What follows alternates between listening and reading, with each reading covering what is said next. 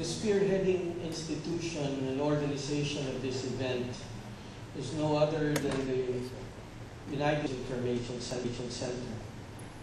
They've been at the forefront of informing men and women, both in the service and also of civilian orientation, of the different resolutions and different developments that are being undertaken by the United Nations.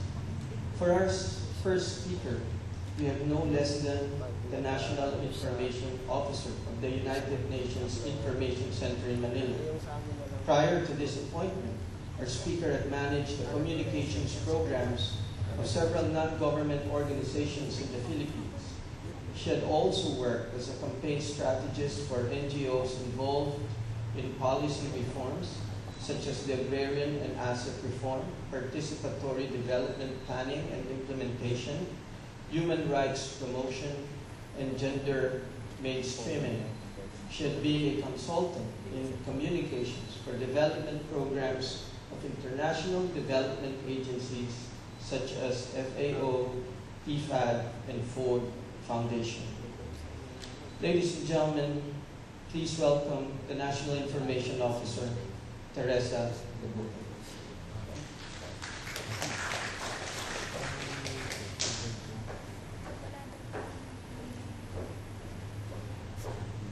Thank you, Captain Galante. To all the officers of the AFP, the Philippine Coast Guard, and the Philippine National Police, I'd like to greet all of you a very pleasant good afternoon and express our sincerest gratitude that you took time out of your busy schedule to attend this forum of the United Nations Information Center.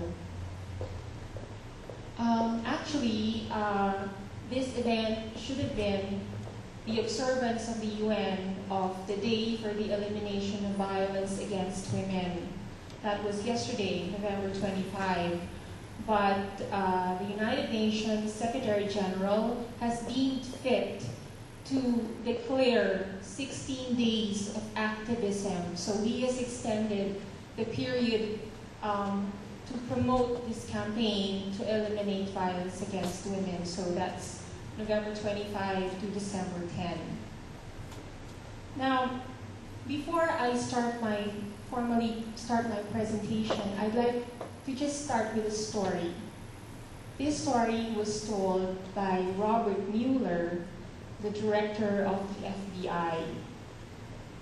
Robert Mueller was in Burma some time ago, in Myanmar. And one time, while he was out in the fields, he discovered that the men were walking behind the women. Now, Mueller was mystified because, as we all know, Myanmar is a highly patriarchal society.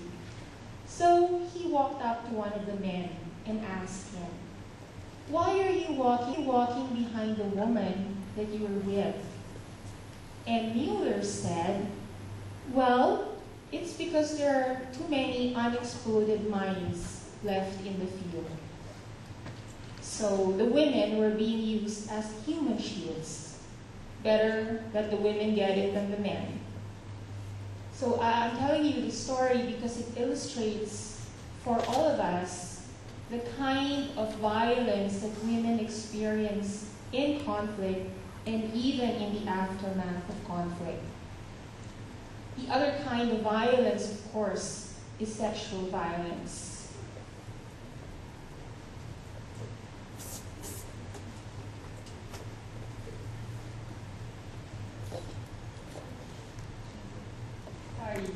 The world has had a long history of sexual violence. 20,000 to 50,000 women raped in Bosnia and Herzegovina. 250,000 to 500,000 women raped during the 1994 Rwandan genocide.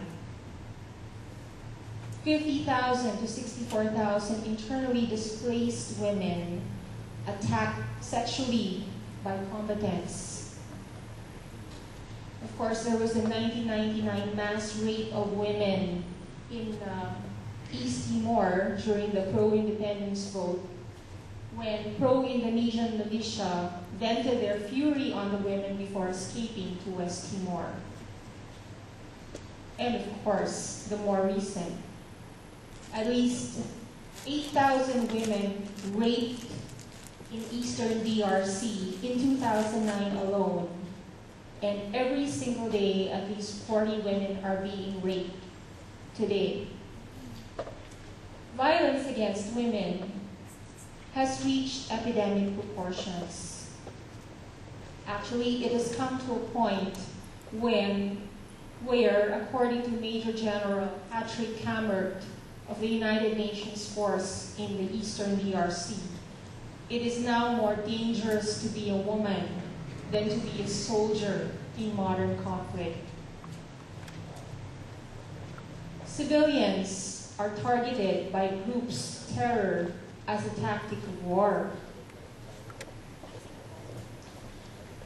Men and boys, as well as women and girls, are subject of this targeting.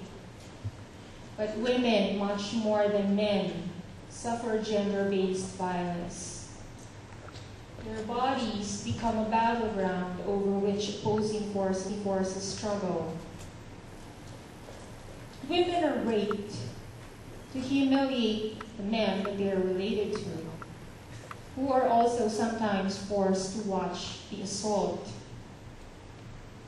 In societies where ethnicity is inherited through the male line, enemy women are raped and forced to bear children. This is ethnic cleansing. Pregnant women are forced to miscarry through violent attacks. Women are kidnapped and forced to become sexual slaves, or to cook for the men and to carry their loads from camp to camp. Sometimes they are even purposely infected with HIV/AIDS, a form of slow, painful murder. Now, the extreme violence that women suffer during conflict does not arise solely out of the conditions of war. In fact, it is directly related to the violence that exists in women's lives during peacetime. Throughout the world, women face violence simply because they are women, or because they do not have the same rights or autonomy that men do. They are subjected to gender-based violence, discrimination, persecution, including sexual violence and slavery. Without political rights or autonomy, women often have little recourse. The United Nations Declaration on the Elimination of Violence Against Women defines this violence as any form of gender-based violence that results in, or is likely to result in, physical, sexual, or psychological harm, or the threats of such acts, coercion, or arbitrary deprivation of liberty, whether occurring in public, private. Because so much of this persecution goes unpunished, violence against women becomes something of an accepted norm, one which escalates during conflict, when violence in general increases. Domestic violence and sexual abuse increase sharply. Militarization and the presence of weapons legitimize new levels of brutality and even greater levels of impunity. Often, this escalating violence becomes a new norm, one which extends to the post-conflict period, where chaos adds to the many frustrations that were not resolved by the war. No woman is exempt from sexual violence, neither the very old or the very young, neither the beautiful or the not so beautiful. Women and girls are attacked because, well, they may be related to political adversaries, or they could be political leaders themselves, or simply because they happened to be home when the soldiers arrived.